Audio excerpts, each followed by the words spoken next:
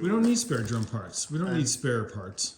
We don't need spare parts? No. So like for the rears? If the rears go, we don't need we're rears. gonna be able to keep the going. rears are never gonna go, John. The rear bearings are never gonna go. They're never I'm not gonna talking go. about the brakes. Lifetime usage for racing. That's what they're guaranteed for. We're gonna be so fucked. Jay, Hey. your plan is gonna mark this video's words. It's- Your plan is gonna fuck us. We have how many days till? 18 days until Pittsburgh. I think it's January 8th right now, and we have Can't believe we've mid-April. purchased substandard parts for our race car. What's a substandard race car? No, it's not. That's a substandard race car. Which, my wagon or the GTI? It's so heavy. It's so heavy. Anyway, welcome. You've come into the middle of a rear brake discussion. The dumbest shit. I went with cheap parts because I'm cheap, and John wanted to buy the big brake kit for the rears, which I didn't think were necessary right now when we have to focus on other things which are more important. Fuck us. We'll get rear discs. Jay, you're gonna fuck us. We have to beep all this out, John. No, we don't. We're gonna do some rear brakes today. We're gonna do some bracketry Why? and some wiring. So that is what we're doing. Stay tuned for more. This is dumb as shit. People raced cars with drum brakes for years. No, people haul cars with drum brakes because Pickups are made these days with drum brakes on the back. because it's better for. You have to finish that sentence. I'm not sure.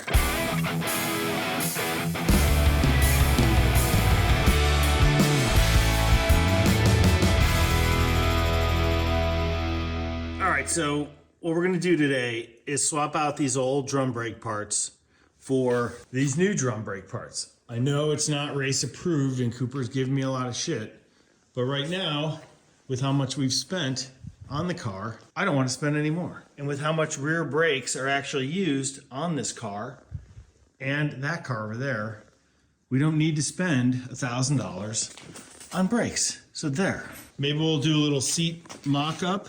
We can do that. We've got some wood. We got a little bit of metal. I'm gonna mount this bracket that I didn't finish, and we should put the axles on too. Here's the coil. I'm gonna attempt to mount it off of this bracket that I screwed on to that thing. I made a template with cardboard, which is like this. That will sit right there, and then be held on like that. Hopefully that'll work. And then what I've done is taken this piece, put it on the metal, traced it, and now I have that, which I'll take to the bandsaw, or maybe I'll use my metal cutting saw and do that. So that's what we're gonna do right now. Well, right now, we're gonna bend. I think we could do this with a bench vise, but we'll do it with this instead, because it's more fun.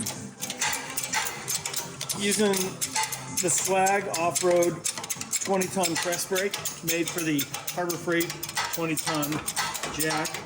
Hopefully we won't run out of shaft length. That's about it. You made a gutter. It's almost 90.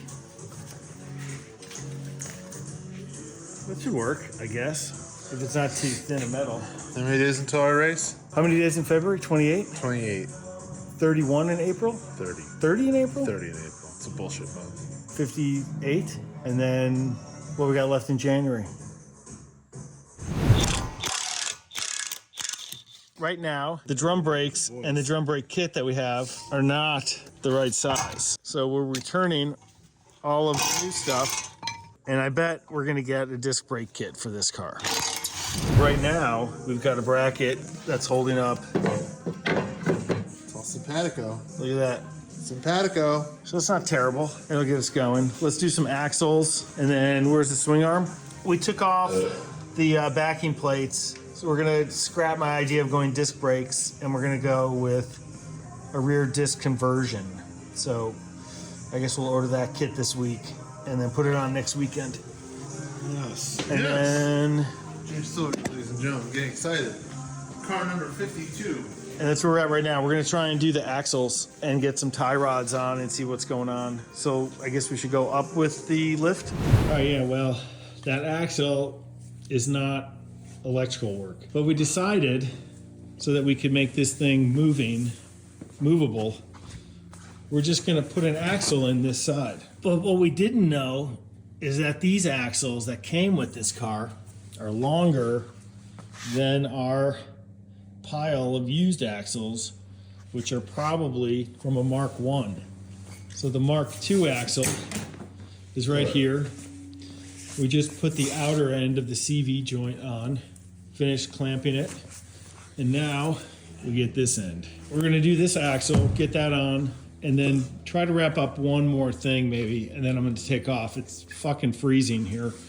It's probably 28 degrees. We got this axle on. It's hard to see. Got that there and there.